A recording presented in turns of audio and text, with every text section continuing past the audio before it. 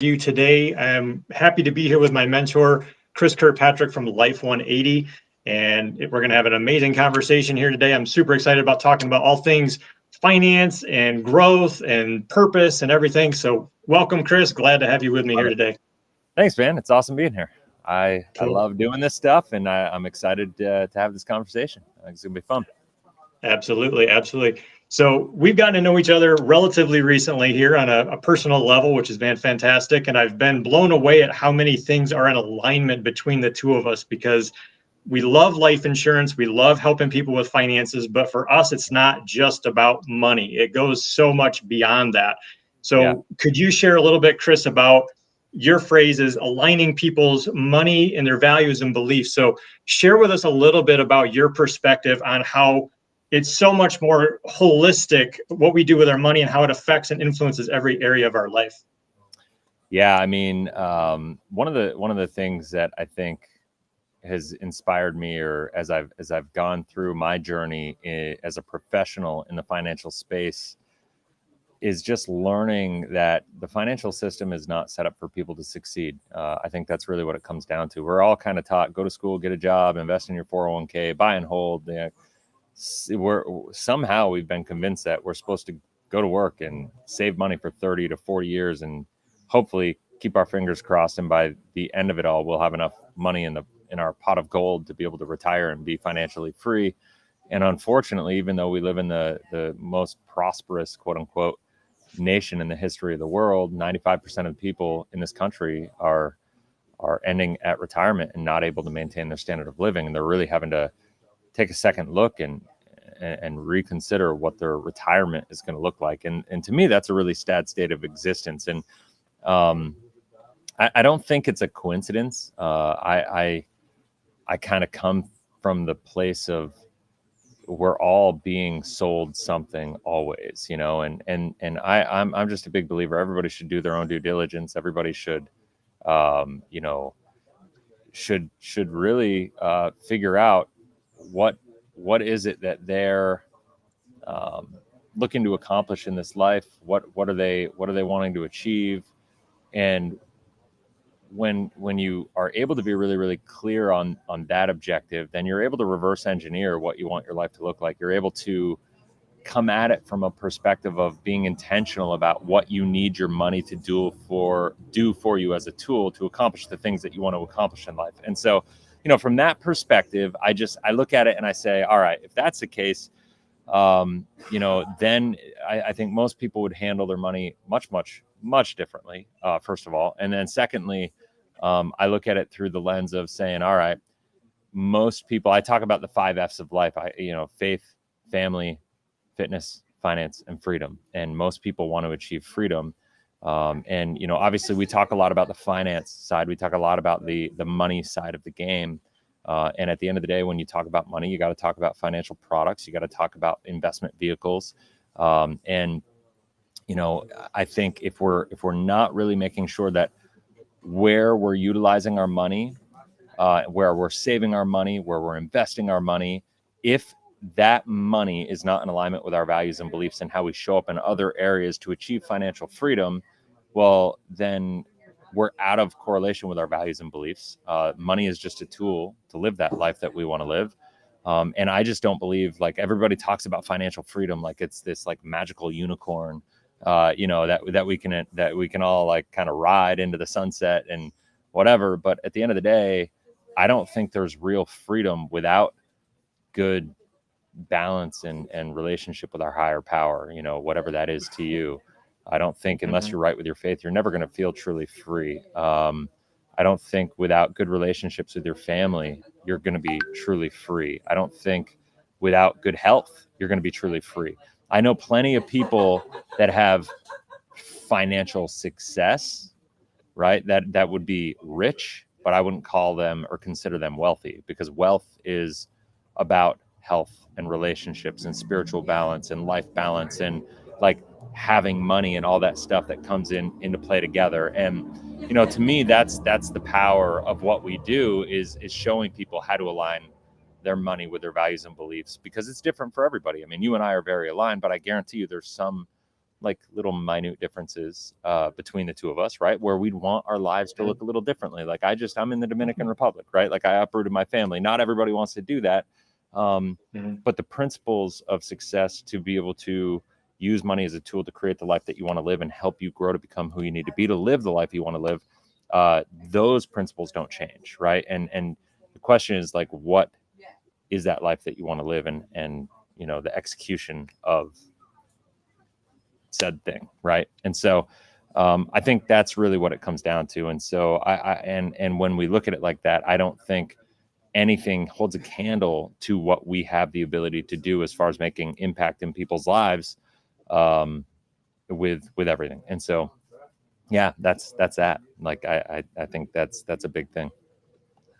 Yeah, totally agree. I mean, I think for me growing up, I always had an innate sense of, what my purpose was. I had a high school history teacher the last day of my senior year of high school. He went around and touched everybody on the shoulder and just spoke words to them. And for me, he said, you know what you want out of life, Jeff, but you just haven't figured it out yet. And for me, I've always had this intuitive sense of where that direction is. And I find, a lot of the people that we work with, if they don't have that connection to their purpose and they're not aligned with that, you can talk money all day, you can talk products all day, but they're going to go off course with whatever recommendations you can make for them, or whatever, product you're going to put them with. They're going to probably screw it up to some level because they're not aligned at that deeper level.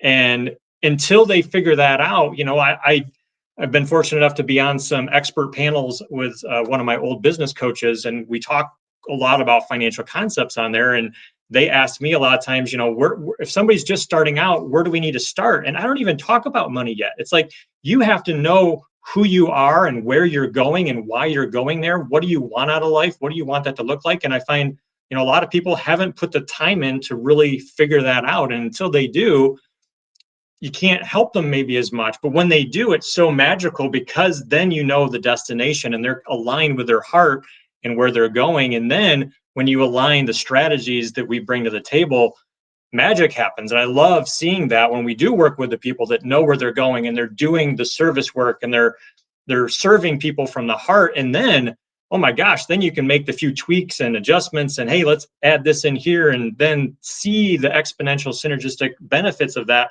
That's what lights me up about this work, is being able to do that and help people take that extra leap beyond when they've already got that foundation set of the purpose and they're passionate about it, they're doing it, they're crushing it, and then boom, let's take it to the next level. You know what I mean? Yeah, man. No, I mean, I think that's it. And it's, if you're not utilizing your money as a tool intentionally to create that life that you want to live, then you're probably not going to be able to live your most fulfilled or impactful life. Because at the end of the day, money makes the world go round. I think Zig Ziglar said, like, money isn't everything, but it's right up there with air, right? Like we need to have it. I think, there's all these phrases and quotes on the good and the bad side of money, and money is the root of all evil. No, the love of money is the root of all evil. I just am a big believer money makes you more of who you are. And you can utilize money as a tool to create the life that you want to live. And I really think I just keep coming back to that. And to me, one of the reasons I love what we do so much, and I'm so passionate about doing it in the way we do it, is because at the end of the day, it's not just about me. It's not just about you. Like when we have our financial strategies, all the clients that we utilize, I'll say this: not everybody is a right fit to work with us, and not everybody's the right fit to do these strategies and to implement and execute the way that we talk about doing it. I've had plenty of people that have come through over the years, and we've had these conversations. I've had sales talks with them, or consultations with them, and ask them about their values and their beliefs. A lot of times when I talk to people about what we do and what's going on in their life and what they want to accomplish, and I hear about their values and beliefs, I realize, like, all right, maybe this isn't for them. And that's okay. And I think as life insurance agents out there, there's a lot of stuff. I don't know if this is like derailing the conversation a little bit, but there's a lot of stuff out there with these influencers and content creators, and I know I fall into the that bucket of people, right? Because I do both. But I really try to focus on creating education and not marketing, because of the fact that, like, my goal with creating everything is to get people to think critically. And I think a lot of times that makes it hard, because rather than selling somebody clickbait and just these ideas or concepts, you get people to think about, like, what's really important to you, and like, how do you leverage money as a tool to accomplish what you want, and like, are you even clear about what you want in life? I just had this before we got on this call. Like, I just had this conversation with this awesome woman who is coaches, and she's looking at doing a retreat down here, and she's just like was so in alignment with what we did. She had no idea what we do, like on the life insurance side, on the money side. Mm-hmm. And we weren't even like on the call to talk about it, but it just happened to be that we got into it because of the fact that she's so clear on her values, her beliefs, her vision, her goals, and all that stuff. When we started talking about the money thing, she's like, oh my gosh, this all makes sense, right? Like, and it was like a 3-minute conversation to make it all click. So what I find is in talking to people, a lot of times the first hour I'm on the phone with them, I don't even want to talk about the products. I want to talk about the goals and the visions and the values and the beliefs and the objectives, because our strategies are not the most effective or efficient from a 1 to 3 year perspective. But when you talk about a 10-year perspective, a 20, a 30, a 40, a 70, a multi-generational perspective, which I believe is how we all have to think, there's nothing that comes close. But you got to find people that's important to, right? Like, their values and beliefs align with that objective of multi-generational impact. Yep, totally agree. We've had a few people that we've had to turn away because we can sense you're not at this point. You're not at the mindset level of being able to do this. It's just not an alignment for you. Totally. And it's always interesting to see their face, because they're like, wait a minute, I thought you were here to sell me something. It's like, no. We're not here to sell you anything. Yeah. We need to make sure we're in alignment with what we offer and how we can help you. And if it's not there, it's not ethically there for us to move forward with for you. So one of the things I want to jump into is, one of the things I've observed in the time doing this, about 5 years or so now, we've worked with a lot of chiropractors. We've worked with people that are high net worth. They have cash flow up the wazoo, multiple 6 figures. And it's been interesting because before I got into this, I think a lot of people have the unwritten idea here that, like, these people have it all figured out about money, right? So then when you learn the strategies that we've been taught, and you sit down with them and start communicating at a level about their money and what they're doing with it to save it, and how they're preparing for the future, and giving them alternative ideas, and you realize, wow, they are immersed in the traditional mindset around money. It's still stocks and bonds and IRAs and 401ks. So speak to me a little bit, Chris, about that dynamic of what is it that goes on that makes people, even at higher income levels, not open maybe as much to the strategies that we offer? And what is it about the person that makes it so that they can change? Because I had a conversation last night, actually, on one of the breakout rooms in Discord with Charles and a couple others. We were talking about this very topic of, when we're talking to chiropractors, they're already open in a lot of levels because they see health differently. They don't see it as drugs and surgery. They see it as, what's the cause? How can we heal this through nutrition and fixing subluxations at the nervous system level, right? They can go into all that. And when it comes into health, they're a lot more aligned to it. And so some of the coaches, like I mentioned, they're open a lot of times, but they're still immersed in the old paradigm. So speak to that a little bit, about that just dynamic, and how we've been trained as a society to view money a certain way, even though it's a lot of times not giving us the results that the marketing in that system promotes that we can have. Yeah, I mean, I love working with chiropractors and kind of natural medicine doctors, because they're some of the easiest people to get to really understand this, because they're already programmed, even though they may be programmed in the wrong way, in a way that's not in alignment with their values and beliefs, and they don't understand it because they've spent their life studying medicine and the body and Mhm. physical health and whatever.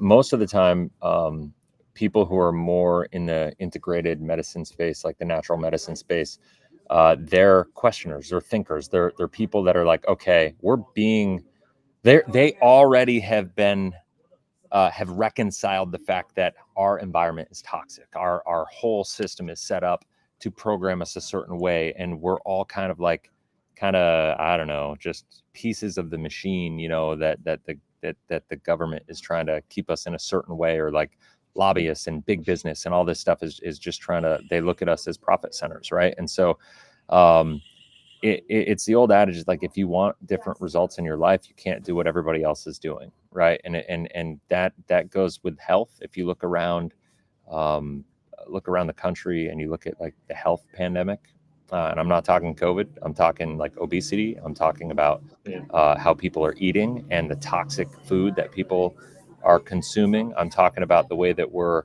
living our lives, the lack of activity, like everybody on devices and not wanting to be physically active, and not even not wanting to, but just not prioritizing it. This all just sure. comes down to one commonality, whether it's your money, whether it's your health, whether it's your diet, whether it's your physical activity, whether it's the type of medical treatments that you decide to take, whether it's whatever. It all comes back to how intentional are you about your decisions, and how much are you just like kind of following the herd, and that's the scary part with the country. And so is that we're very much a herd mentality. And what I love about what we do is we have the ability to help people think more critically, right? And so I love working with these people that are already thinking critically in other areas, because it's easy to build that bridge of understanding, like, hey, you're already doing this over here. Well, if that same concept and principle of your values and beliefs over there transition and correlated to your personal finances as well, would you be open to a conversation around that? And the answer is an unequivocal yes, right? Like it's duh, of course I would. And so Hmm. that's awesome. But like, it's not natural either, right? And so you have different people at different levels with different levels of success. I've talked to plenty of people that make a lot of money, um, and have been wildly financially successful, and we'll call them rich, right? Multimillionaires that have done it the traditional way, just investing in stocks and doing stuff like that. And that's cool, like good for them. And they're not really open to it. And there's other people that are needing a bit more, that are naturally questioning and looking for alternative strategies and so on and so forth. But it all comes back to what we were talking about before, is like, is your money in alignment with your values and beliefs? Because the subconscious mind is not going to allow you to put the effort into your own success unless you believe you can succeed. And with that said, it just comes down to uh, you know being clear about what you value and believe. And I promise, the person who's going to naturally gravitate to our philosophies and our strategies and our financial tools that we utilize to execute on this stuff are going to be the people that are naturally kind of like, there's a thread of discontent, right? Like there's that I don't know if a 401k is for me, or I don't know if I believe in that, or I'm questioning the government, I'm questioning the taxes, I'm questioning inflation, I'm questioning the debt, I'm questioning the unfunded liabilities, I'm questioning my faith in whatever in the government itself, and are they really looking out for me? I'm questioning like the health system. I'm questioning, like, I want to control my medical directive because, if I got sick, like, and I had to rely on health insurance companies, would I really want to have to do the treatments and the chemo and the radiation and all the things the way that they're going to tell me I have to do them? If your answer is yes to it's like a lot of those things, and I trust all this stuff, well, then guess what? The traditional way is going to be great for you, right? Because you're going to execute, you'll do it. And whether it succeeds or fails, at least you operated intentionally and in correlation with your values and beliefs. And so, but if your answer was like, whoa, some of those topics you just touched on, I don't trust. I have questions about inflation. I think taxes are going to keep going up because the debt's going to go up, and who knows what the unfunded liabilities are. And I don't know if we're going to have, like, what the world's going to hold us in the future is going to hold for us for the world's reserve currency status in the US. And I don't trust the medical system. And I'd love to have more control over my medical directive, and all these things. And if you question that stuff, I got news for you. You better start questioning the way that you handle your money. And you better start looking for alternative ways, alternative strategies, and alternative tools. But the problem is then when you start going on that path, you're going to have all these other people on the other side of it that, maybe had success, and they're going to be fighting back against you, and they're going to tell you you're stupid for thinking critically and differently. Right. And so that's just life, right? Like you're going to have that in every capacity of life. And what I would say is there's no right or wrong way. There's no good or bad tools. It's just, are they good or bad for you? Are you going to execute with them? And that really, your ability and willingness to execute is all going to come down to what do you actually believe? Because your beliefs are going to be what drives your behavior, because that's your subconscious, right? I don't know if that makes sense. Totally. Yeah. For me, it's been interesting because, with what you're outlining there, it is hard to sometimes discern the information that we receive. And I think it goes back to when we've done the inner work. And this is why I'm not just talking money all the time. I talk about the inner work because I see it come up at every level in this whole paradigm. Yeah. If you're confused about who do I listen to? Do I listen to Dave Ramsey, or do I listen to Grant Cardone, or do I listen to Chris Kirkpatrick, or do I listen to Jeff Kamke, or who is it that I listen to? The more tuned in you are to yourself and know yourself and can read your own emotional guidance system, the better you can discern the information out there and how it aligns with you. If you don't know what your goals and beliefs are, and you don't know how to read your own emotional, system on this is a green light, this is a red light, this is a gut check, this is a no, this is a yes, it's going to be really hard for you to navigate that. And that's something that I think I've been fortunate enough to have in my life, somewhat of a natural ability to do that. I haven't had to learn those skills. I've refined them by certainly, and I always will be continuing to refine them. But I find that if people are confused about what to do, then go back to the basics of learning yourself, figuring out, your purpose, your passion, and making sure that those things are clear in your mind. And then you can go, oh no, that's completely, I hear Dave, that's in alignment, or I hear Dave, that's not in alignment, right? You'll know immediately, and you'll get an internal ping. My gut goes, nope, nope, nope, nope, nope, or it goes, yes, yes, yes, yes, yes. And then you can move forward accordingly. And then applying a lot of those, principles and strategies that they teach. So along those lines, I want to pick your brain on this. If one of the things I loved about you and what you speak to, and you spoke to a little bit already here, and it's in your Life 180, living intentionally for excellence. I love the intentional part of that. And so if somebody's intending to be intentional about, they've been doing some work on their beliefs and their goals, they're learning who they are at a deeper level and where they want to go.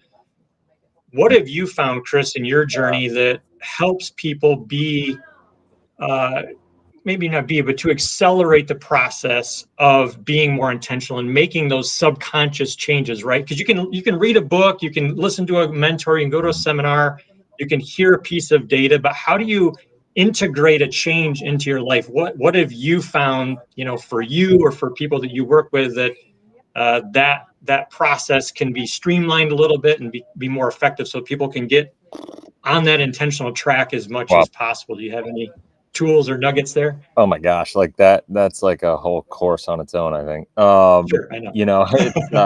That's so hard. Here's what I would say is life is a journey. And that's such a cliche and like whatever, it feels like a Hallmark card, but it is, and you're going to constantly change and grow, and you gotta, I think I use the phrase, you got to be willing to go slow to go fast a lot. And I think the reason I use that phrase is because of this. It's like, you got to take the time to slow down. I think we live in a very reactive society. And to be intentional, by definition, means you have to be proactive, right? Like you have to think about the long-term benefits, consequences of everything. You have to think about like what is the path, like, the path that you're going to have to take to get to where you want to go.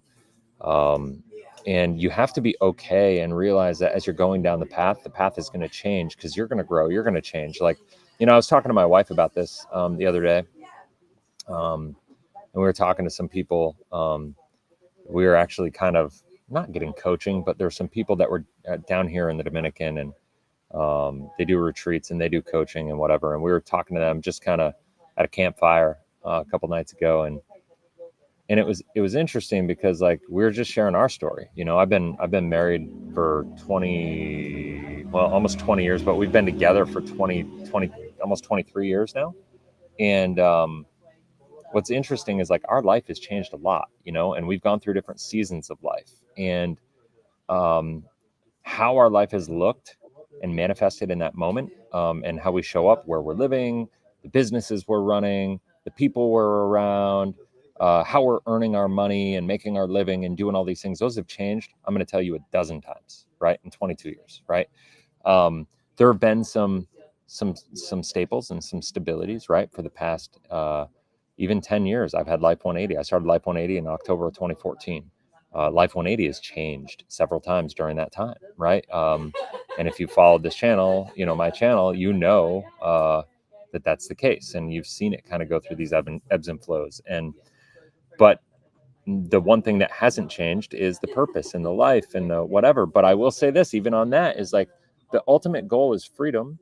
The ultimate goal is impact and influence and legacy and all these things. And so there are certain principles to that never change. How it looks is always going to change, and it's okay to change. And I think a lot of times people get stuck, and I've done it. We've been stuck. My wife and I have been stuck. We've had relationship problems. We've had marriage problems. We've had kids. We have like balancing, marriage and business and entrepreneurism and real estate investing. And now we're, uprooting our family and living in the Dominican Republic and living internationally in a fishing village where now we have no, like, thank God for Starlink and Elon Musk, but like no Starbucks, no anything. I mean, I had to like literally drive 3 hours yesterday to get to a Costco, basically kind of like place, just to be able to get groceries that like would like keep my kids happy, basically, because it's crazy. And so making these transitions, that it's hard. It takes extra work, but um, the right path is very seldom the easy path, I think. And being intentional about what you want that to look like. And I know I'm extreme in it, and I'm willing to endure harder things. And I know not everybody like is going to want to go down the path that I'm going down. But I would say for anybody to just be really, really intentional about what you want, about what you want your life to look like, and make it bigger and bolder and more amazing than you even think possible. One of the things I was told is like make your goals and visions and dreams so big that when you achieve them, you can't take credit for them. Like they're way bigger and bolder and beyond anything that you could ever imagine. And, it's fascinating that that's what we've done, and we've done it for 20 years. And like I said, everything we do has changed. We've changed as people, but the crazy part is our destination hasn't changed, which is fascinating, right? Like our goal and our objective of what we want our life to look like hasn't really changed from a foundational level. It's just how we're showing up in the world changes. And I think we hold too tight and we try to grasp onto what we have in our life and all these things. Um, and that's sad because it's restrictive and it keeps us from living our biggest, best, most impactful, influential, purposeful life. I don't know if you can hear all the rain behind me, but it's coming down. You can hear it. And Yeah. we're in a rainforest, so it's pretty awesome. But so like I think you can't hold on too tight to life. But what I think is important is that if you have your finances structured, and this goes back to values and beliefs and financial, like how utilizing money as a tool to accomplish the life you want to live. When you have your money set up in a way that's risky and in the market, and you're not structured properly, then you have to hold on tight because any risk is going to take it off. But if you build your financial structure utilizing the strategies we do and the tools we do and all these different things, what that does is it gives you the ability to have the foundation of stability and comfort and guarantees and all these things. And that you can go take some bigger, bolder risks, and live life in a way that most people can't even imagine, whether they want to or not. Like, I've talked to plenty of people that have been like, oh my gosh, I wish I could do what you're doing. And I've talked to plenty of people that are like, you're insane. I would never do that. Right. So it's not a good or bad thing. It's just is it good or bad for you? And the question is like, if whether you like it or not, like if you wanted to do this, anybody could do it. Few people are willing to do what you need to do to actually do it, you know, and to take the time and to do the preparation and to set the foundation and to do all the things. And if this is like totally appalling to you and you're like, oh my gosh, like I would never go down to the Dominican, I would never live life like that, I would never take that risk, I would never do all these things. And I would argue like there's less risk in what I'm doing than what a lot of people are doing, just staying in the United States and living their mundane, not no judgment on that, but just like, you know, just Right. going with the flow and not trying to push the envelope. I think we always have to be living on the edge of our comfort zones. I think that's where real growth happens. I think you have to get comfortable being uncomfortable. And it's nice to know that when you set your finances up in a way to support that philosophy, it empowers you to go out and do it. So I love that. Yeah, I totally agree. I come from my mom's side of the family. They're very much not ones to push the comfort zone. So I've made it an intentional effort my entire life of not living that way and creating what I want, not just living yeah. a duplication of the generations before me, right? Like really doing that inner work, finding where I want to go, and then being uncomfortable, like you said. And it isn't always fun. I mean, sometimes my wife and I talk like, you know, maybe do we really choose the right path by pushing the envelope all the time and being uncomfortable? But at the end of the day, yes, it is the right decision because I know I have peace about that decision when I am growing. And my wife always says, if I'm not growing, I'm dying. And Totally. for her, that is a powerful piece that if she's not doing that, she's not growing, then it's literally like a death to her. Yeah.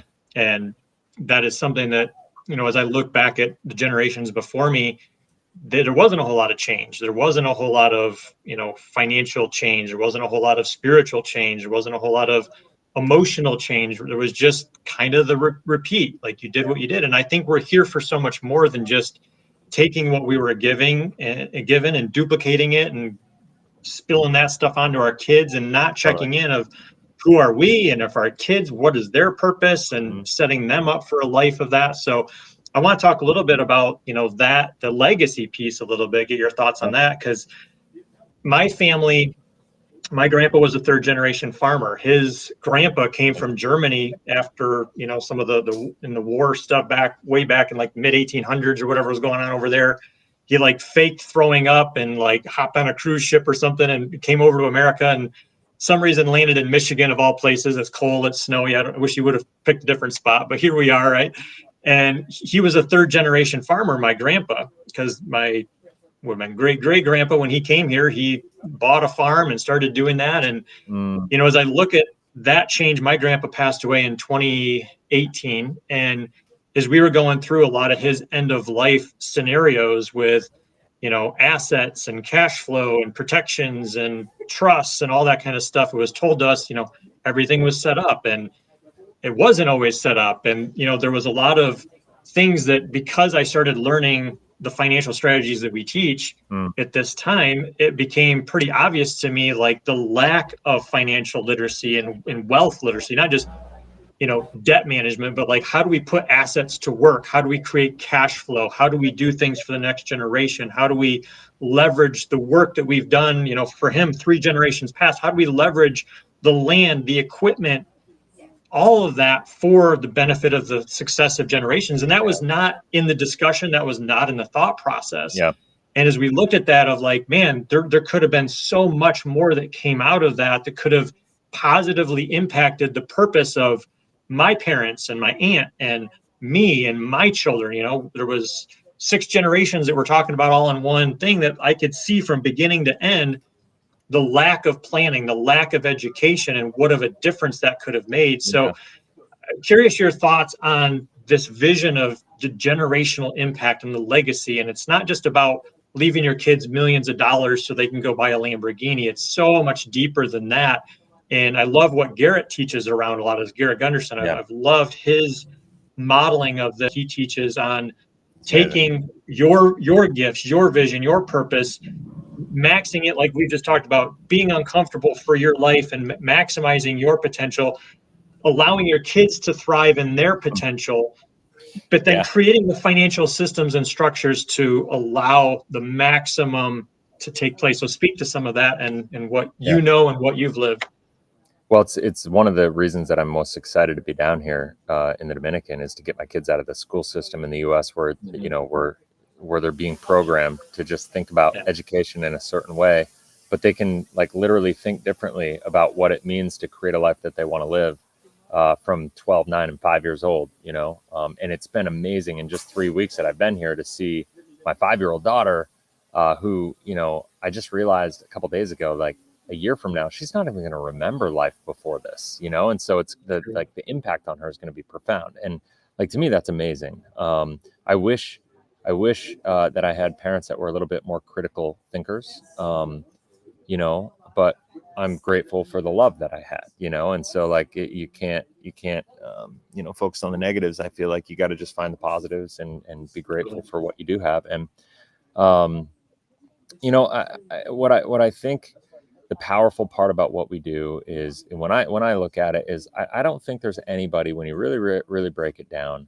Yeah, we I'm sure most of us want nice things. Most of us want comfortable experiences and want good experiences through life. Most of us, want to be able to make good money and have freedom and do all these things. But at the end of the day, I think what's really important is that we all um, think beyond ourselves, right? Like, and I mean, if you think about it, um, narcissism is just when you're completely absorbed with yourself, right? And like, don't be a financial narcissist. It's just like you can't be just about getting the cars and having the houses and the vacation homes and the lifestyle and all that stuff. And like, that may be a byproduct, and you may have some of that, but that can't be the why behind it all. And I think that's the Exactly. challenge. The why has to be um, the next generation and the legacy and the education that goes around it. And the thing that I've learned about my experience in just 3 weeks of having my kids down here, that's been amazing and hard, honestly, Hmm. and harder on my wife than me because she's been managing it most of the time and she's doing an amazing job. Even though she cries herself to sleep sometimes. um, is just like realizing we have the full um, power and responsibility now, of getting our kids to realize that they have the ability to create whatever they want, and that they need to take that on. And it's our job as parents to teach them how to do it, right? To teach them how to think differently.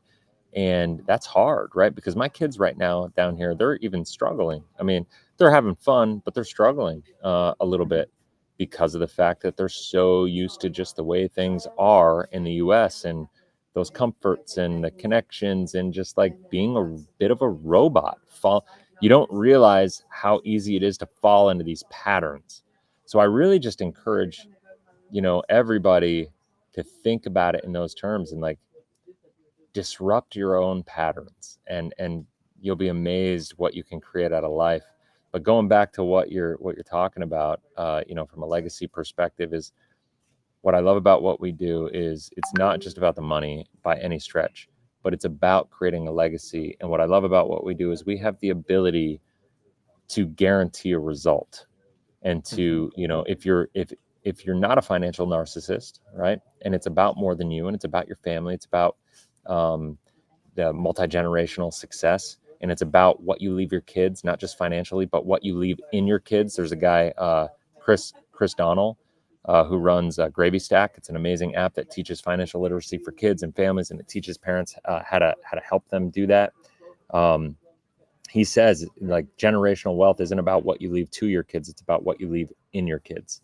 I And love it. I love that statement, and I honestly, that's one of the things that my wife and I, when we looked at, and we were like, all right, like, what are we doing well? What are we not doing well? And we started realizing like what we're leaving to our kids and what we're doing was great. And as intentional as we were trying to be, what we were leaving in our kids wasn't necessarily what we wanted. And that was a big part in us making this big bold move to get our kids out of there. And when the hard part is like anything else, if you allow yourself to get out of shape and put on 30 pounds because you're eating unhealthy and going to Dunkin' Donuts every day and doing all these things, and then you're like, oh, wait a minute, yeah, like being healthy is important to me. Being physically fit is important. I promise you, if you let it go, then going back to the gym, it's going to hurt, and you're going to feel it, and it's going to be harder work. And so we are now paying the price. Like when my wife's having a hard time, it's because our kids, we allowed them to fall into a pattern of just the public school system and all these different things. And now we just have to, do the hard work to get it back to where we want it to be, but that's the legacy. That's what it is. And the cool part is if you utilize life insurance as a foundational asset, it's going to allow you to have your savings. It's going to be a self-completing plan. Like if anything happens to you, it's everything you're working towards. I think that's the thing I love about it is like my goal right now is to let's say my target objective is $8 million of net worth. Like, let's just say that was it. If that's the goal and I'm not there, but that's ultimately what I want to leave. And it's not the number, but it's like what will be done with that number, right? Like what I could leave.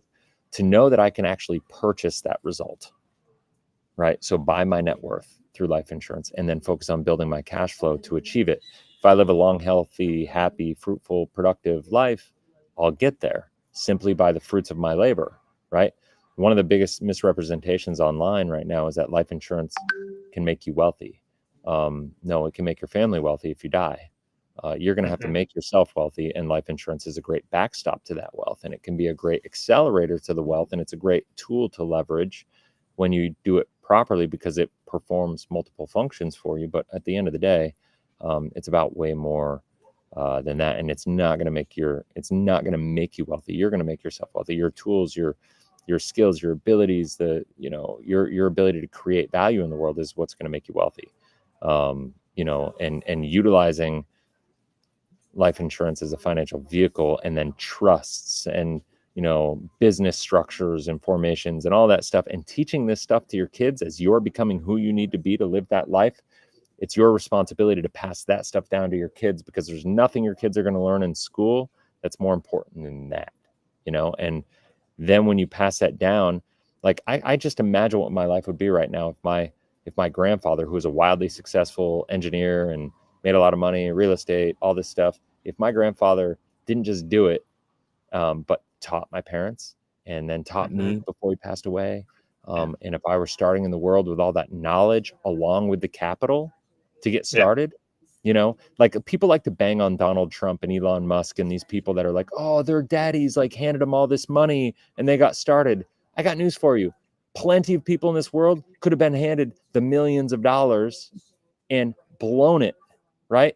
And not turned it into multi-billion-dollar fortunes, right? Most of the world would have completely blown it. The Vanderbilt family, the wealthiest family in the history of the world, had the equivalent of $264 billion. And in 4 generations, it was gone because they didn't teach principles, right? So it's not a matter, like, people like to bang on these guys like for their success because they owe that success to their father and they didn't do it on their own. Guess what? I would argue that their family did it right. They made the money and then they paid it forward. They taught those principles, and the next generation was able to take it. How do you think Donald Trump's dad is? All the other moral stuff, whatever aside, but if you looked at the result, and his dad, maybe got the net worth up to 20 million, let's say, and Donald Trump inherited, whatever out of that, and was able to turn his, for like starting in his 20s with, 10, 20 million, but was able to turn it into $7 billion. How do you think his dad is feeling looking down from above, being like, whoa, look at that impact, like that's freaking awesome, but people like to rip on him about it. But the cool part about what we're talking about is we have the ability, every single person has the ability to do that. Even if you don't make a ton of money, you have the ability to purchase the result and learn the principles, become who you need to be to live the life that you want to live. Even if you don't achieve it for yourself, you can guarantee a result and make sure that your kids are on that path. Yeah, I love that. I love, it's awesome. Yeah, I totally agree. I think for me too, it's funny when you mentioned Donald Trump, my mind was going to the exact same spot, because that whole mindset around we should be leaving our heirs starting over at zero and that's the right thing to do. That's the better thing to do. And you got to work your way up and start over. To me, I've never understood that. I don't know where that comes from. I'm sure it's from some high up, Mm. intentional thing to mislead us and get us off track. But Well, it's to it's keep such a us loyal to the tragedy. system. That's what it Exactly. is. Exactly. Yeah, I agree. Not to sound like a And conspiracy theorist, but hey. yeah, no, I understand. I agree. And to me, it's not as we've lived the last 4 years seeing a lot of the conspiracies out there that most of them have come true. I think, we aren't conspiracy theorists. We're realists. We're seeing it as it is, and this is just the reality of it. And we can pass it off as a conspiracy, and we don't want to face it. It Yeah, goes back to being uncomfortable. If we want to face the reality here, this is what's going on, and yeah, for it's sure. something to challenge those beliefs and look at, okay, we don't need to have billionaires pay more in taxes. We need to ask a different question. We need to say, well, what are they doing different in their life to be at that level? And could I be at that level too? What do I need to do differently in my life? Do I need to think differently? Do I need to change my beliefs? Do I need to look at how I'm doing things differently with my money? Do I need to follow some of the principles the wealthy are doing and putting some of my money in life insurance so that I have the multiple benefits over the lifetime that I'm going to need money to be working for me? And I have that generational transfer that goes to the next generation to give them a leg up. And what is wrong with, and there's the saying, I remember hearing it from Dr. Mercola years ago, that you build on the shoulder of giants. And, when I look at some of my personal development training talks about when we have goals and beliefs and we want to be going to whatever that destination is of our goals, that it's an expansion process we have to go through. We have to expand ourselves. And if you look at like quantum physics, and not to go too far out, but the universe is expanding. When we expand our Yeah, consciousness, the consciousness of the universe is expanding, and everything's about expansion. Well, why wouldn't we not want our finances to be expanding generation to generation, knowing that if they have bigger goals and dreams and God's given them a bigger purpose than we had in our life, we should be hmm doing everything we can to set them up financially to maximize that purpose for them, right? I mean, that's the way I see it. And that's the power that we have of totally. not just helping with cash flow, not just helping people in their business and creating retirement streams and having the health directive like you talked about. Those are powerful, life-changing things. But it's even deeper than that when you talk about the impact of the generational legacy component and being able to do things at a spiritual level. I was in BNI years ago over on the west side of Michigan, and the realtor, she was a Remax realtor, and I remember her and I had a one-to-one. And I remember her saying this. She's like, my belief is that if you're doing what you're supposed to be doing, like living your purpose the way God called you to do, whether you're a hmm realtor, you're a janitor, you're a preacher, whatever it is, you're doing spiritual work at whatever you're doing because you're positively impacting people that need to buy a home, that need their toilets unplugged, that need their electrical done in their home. And it's done right, it's done ethically, it's going to last a long time. Like whatever it is, it's a spiritual process. And that always stood with me of like, wow, I don't have to be a preacher or a missionary to be doing spiritual work. If Yeah, I'm in alignment with what God has called me to do, and I'm doing that to the best of my ability and always pushing the boundaries and getting uncomfortable and expanding myself, then I'm doing just what I'm here to do. And that, to me, that's the most powerful part of all of this. So I we love it. talked a lot of the internal work, the spiritual stuff. Let's talk a little bit. You've wrote the book Cash Flow Hacking. Let's talk a little Yep. bit about, because at the end of the day, we live in America. We have inflation. Cars have doubled and tripled in cost. We Yeah. have groceries are costing a lot more. There's no $100 trip to the grocery store anymore. Those days are long gone, hmm unless you're just needing milk and eggs and bread, right? That's still $100. hmm What can somebody do right Yeah. now? They need to increase their cash flow. They need to, Yep. increase their means financially. Is it, strategies? Is it they need to learn new skills? What are some of your tips on how do we help someone increase cash flow and create a better situation financially? Yeah, it's interesting. Like I always kind of tell people, you should run your personal life like you run a business. And we just bought this hotel and we're turning into a retreat center. And one of the things that we're talking about every single day is you have to think about, all right, what's the long term vision, and then what's right in front of us. Like, what do we need to deal with today? And when you look at that, it's no different than your personal life. A lot of times, it's like people get overwhelmed or people make mistakes even because they spend too much time focusing on the long-term vision, and it either feels totally daunting and overwhelming and not possible, because you're like, how am I supposed to think about my big grandiose vision for my life when I can't even, when I've got, $20,000 of credit card bills and I can't even like get my nose above water. And so, and then that causes paralysis for most people, and they don't do anything. And then, and sometimes people maybe are okay financially, and they have this awakening and this realization, like, oh, I want to like completely change my life and make this big bold move of like trying to create the vision, but they do it too fast, and they don't think enough about like the short-term needs. And so I think we need to spend 70 to 80% of the time focus more on like, all right, what do we need to do right now? What are the tasks that need to be handled right now?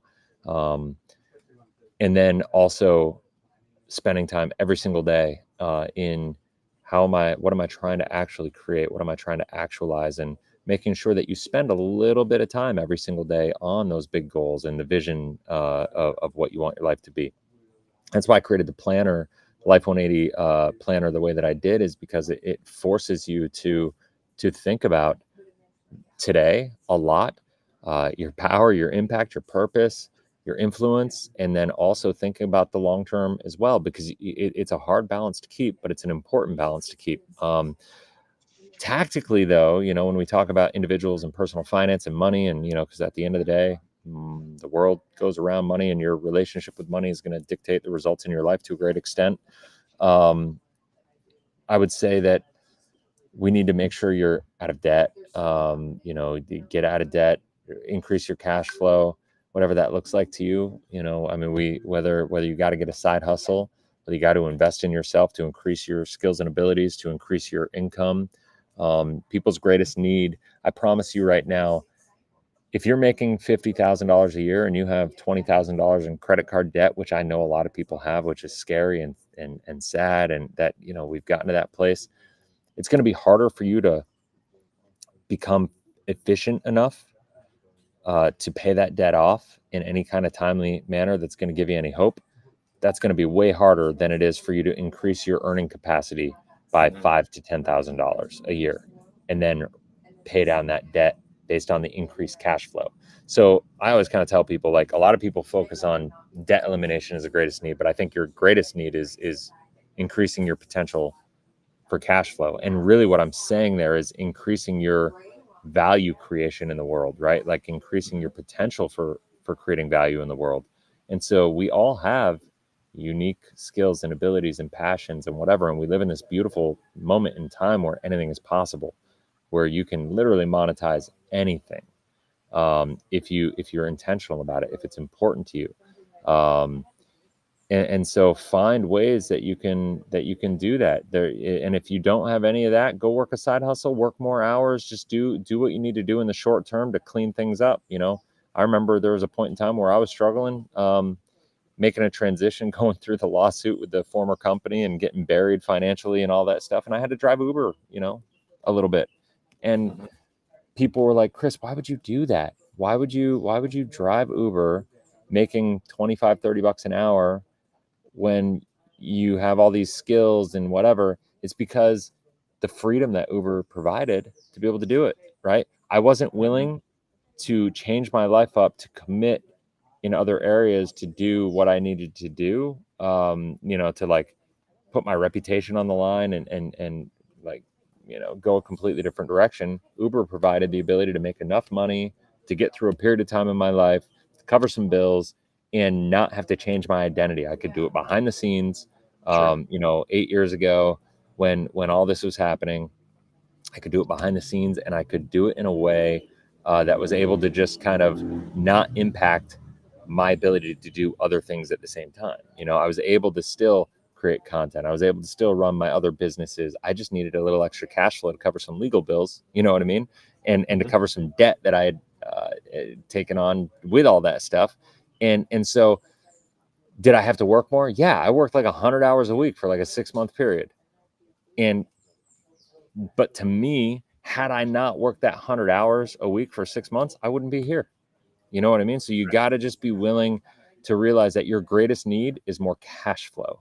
And then how you handle that cash flow and what you do with it to pay down your debt, make sure you're not in any debt, make sure you build your financial foundation, and start saving money, and don't invest money and start speculating until you have enough money saved so you can actually be an investor. And so that's kind of the 3-step basic process is, increase your cash flow, whatever way you need to do, use that cash flow to pay off debt. If you're already out of debt and you're in good shape, well, then save money with the intent of investing. And then when you invest in cash flow producing assets. And then, don't do the buy and hold, long-term thing, because it's just been kind of proven not to work, since 1980, when we've all been programmed that, investing in 401ks and qualified accounts is a traditional way to do it. Well, I'm older than a 401k. And so how that's traditional, is beyond me. And if you look at the results since they've been implemented, it's kind of abysmal. Right. And so we live in a broken model. We live in a broken system, like everything else. You're either going to be a part of the machine and they're going to use you as a profit center and they're going to whatever, or you can think critically for yourself and, success leaves clues, and look for other people that are living the life that you want to live, and try to emulate what they're doing. And, that doesn't mean listen to me. It doesn't mean listen to Jeff. It doesn't mean take us at face value. It means do your own research and figure out what resonates with you. And if Dave Ramsey resonates with you, then go listen to Dave Ramsey until he doesn't resonate with you. If yeah, or maybe he'll resonate with you forever. If you what we're talking about resonates, then cool. Dig deeper into that. Figure out why. If what we're talking about makes you uncomfortable, well, then check into it. Figure out why. Maybe you'll find out that there's some things that you need to fix, or maybe you'll find out that you think I'm an idiot and you'll go watch somewhere else. I don't know. I think that's the thing. It's you just got to do the hard work, because it's not the easiest stuff, but it's the most important stuff. Yep. And I think, only in our money have we been taught, that you're too stupid to figure it out. I believe that you need to look at money and your financial life with radical self-accountability. And you need to take that responsibility on. Because if you don't, you're never going to succeed. Yeah, love it. My wife and I, back just after we were married, we were in an auto accident. We were actually struck on foot by a car. And, for the while after that, the year after that, we didn't buy Christmas gifts for a few years. I started cutting my own hair at home. I didn't go to the barber shop anymore. And you had this season where you had to cut back. Mm-hmm. And I knew it was only a season. It was still challenging. It's a little hit to the ego, especially for us guys, to, have lived a certain standard and then have to take some steps back. But knowing that I can reload, I'm not just giving up. I'm just taking this temporary setback. I'm going to get better. I'm going to learn more skills, and I'm going to put my attention on what I can do to continue to expand and increase my income, not thinking I have to live the rest of my life in this cut back, shrinking, scrimping, cutting out, delaying, and, not enjoying the money that I'm making. I mean, I think that's one of the big things that I see from a lot of sources are they model that's the lifestyle you should be living to get you to this millionaire. What's the millionaire? I mean, what is the millionaire? That's what we're all headed towards. We need to be this millionaire. When we look at, the safe withdrawal rates out of a fund, if you only have $1 million, you're at 28K after taxes a year. That's not a millionaire living, right? But it's advertised differently. And so for me, it's been, we've had to do this, but I've put my attention on what can I do to expand, not put all my attention on getting out of debt. Not that not getting out of debt is important. We need to focus on that if you have that. And you need to look at, why am I in debt? What is going on? Do I have emotional spending? Is it, things with my spouse? I need to do better with communicating with my spouse. Is it external factors? I just need to, get a different job or tune into myself. Maybe I need to go self-employed instead of being W-2. But doing that work and knowing that where you're at, you can improve your situation. You can make a change, and it might not be in a month. It might take a few years. But if you don't start that journey to figure out how you can expand and get better, you won't ever get there. That's a guarantee. But knowing that you can change, and you don't have to live your whole life in this mediocrity, scrimp, cut back, nothing's, in alignment. that's not a way to live. It's not a long-term way. And for some people it is. And like you said, if that's the way you want to live, go do that. I know many people that do, and they seem relatively content. Great. But for those that want to do more, Mm-hmm. that's the journey is. And I appreciate you laying out those steps and that. Yeah. So I think my last question for you, Chris, is you talked about putting money to work and having Mm-hmm. income producing assets. Where do you feel on real estate for people? Because you listen to a lot of the TikTok, you listen to a lot of the Grant Cardones and a lot of these guys that, they've built up cash flow in businesses. They've maybe leveraged whole life insurance like we talk about, but then they go to real estate and they do that for the appreciation. They do that for the cash flow. They do that for a Mm-hmm. lot of those benefits. So talk a little bit, because I know you've got experience down there in the Dominican with some Airbnbs. You've got your project down there that you're doing right Mm-hmm. now with a Yep. hotel. So speak a little bit about the power of real estate, where you feel like it's good, where it's bad, how somebody can know like, hey, I should get into this. Maybe I shouldn't. Sure. Curious what you have to share about that. Yeah, no, I think real estate's an amazing vehicle, like any other vehicle. But I think once again, it's not for everybody. Is it in alignment with your values and your beliefs and what you want to do? And I think really it just comes down to what are the attributes that you're looking for in an asset. And to me, it all comes down to cash flow first and foremost. The tax benefits, the appreciation, the multiplication effect of real estate, the inflation protection, all these things are there, right? And so when you look at all the risks on traditional assets like stocks or whatever, or physical money, banks, whatever, inflation is the greatest erosion of wealth on the face of the earth if you don't manage it. Taxes would be number two.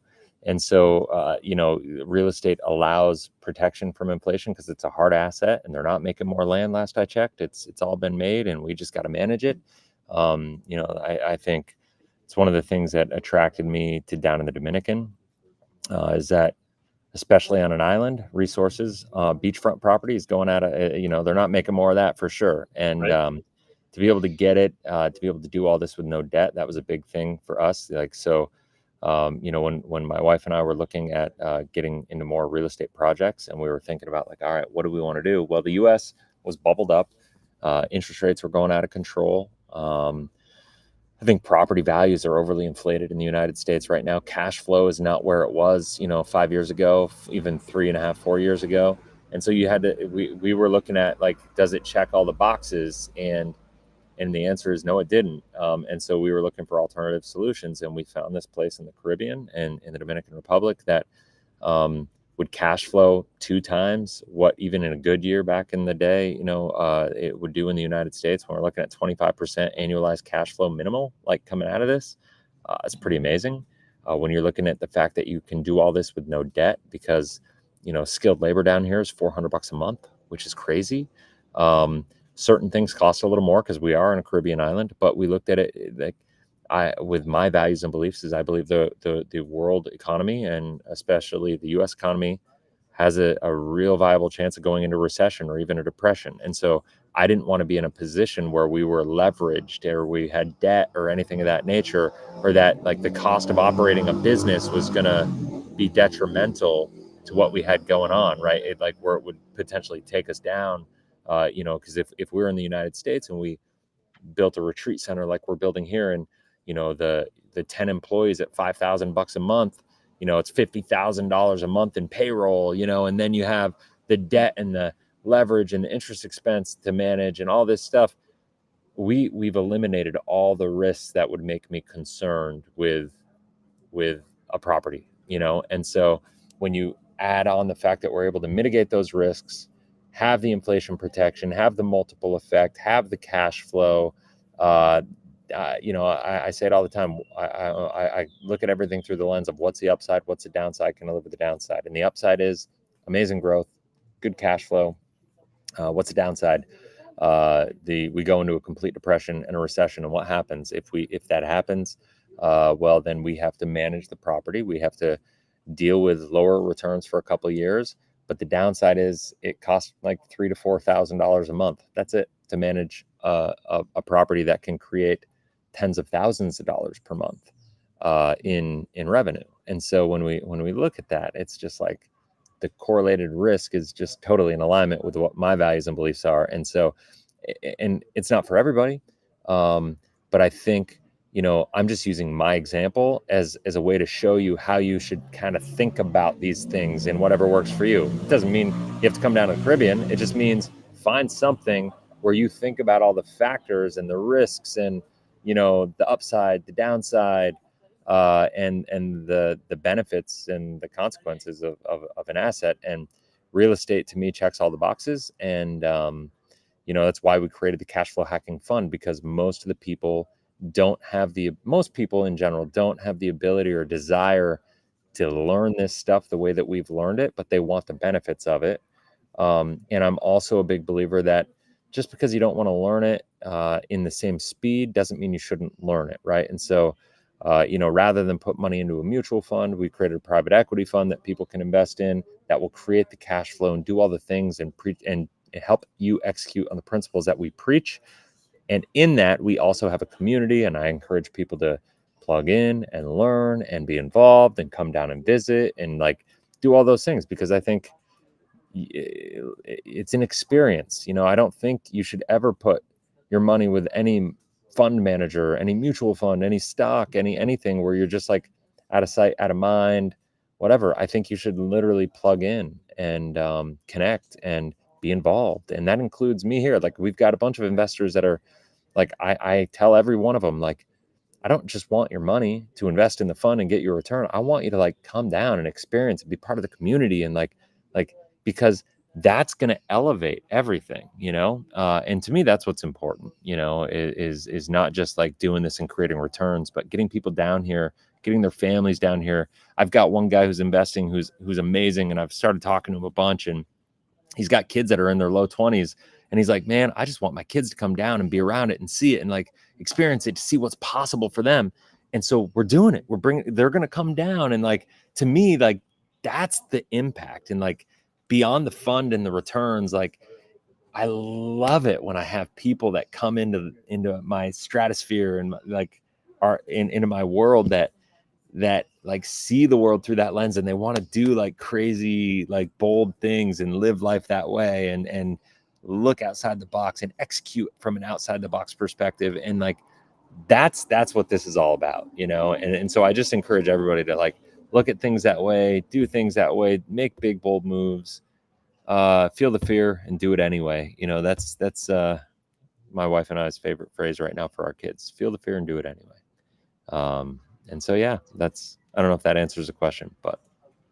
I love it. I love seeing you light up about your project. That means you're in total alignment with it. You've lit up the most in our conversation just talking about that. I know you love life insurance and everything else. But you just lit up like a Christmas tree there talking about the fun. I love it. So I appreciate you, joining me today, Chris, and sharing your experience and your knowledge with my audience. I know this will go on your channel as well, but I appreciate your time, your heart, your mission. I appreciate the experience that you've had, that you've been able to help other people, including myself. I've learned so much from you in the last few months that we've been acquainted already. And my wife and I have gotten tremendous value from you and your wife already in just one phone call. So I just appreciate our relationship and what you've brought to the table here today and sharing everything. So if somebody wants to find out more about you and your mission, if it's your project down there in the Dominican, how do people learn more about you? If they love what you have to say, how do they connect? Totally. Yeah. It's at Life 180 on YouTube, at Real Chris Kirkpatrick on Instagram. You can go to cashflowhacking.com to check out the fund information and the project that we have going on down here. We are closing up round 1 for investing, but we have another round that's going to be starting up here pretty much following right up after it. And so, yeah, we have a lot of things going on. And anybody that wants to get into it, come on down to the Dominican. Just reach out to me on social media and come visit. I'm all about getting people down here and seeing it and experiencing it and seeing kind of what's possible, because 2 years ago even, I never would have thought this was all possible. And so you gotta experience it and see it to believe it and feel it. And when you realize it, it can change your whole paradigm. So it's pretty cool. Cool. Awesome. Thanks, Chris. All right. Thanks, man. Awesome talking to you. Thanks. See you.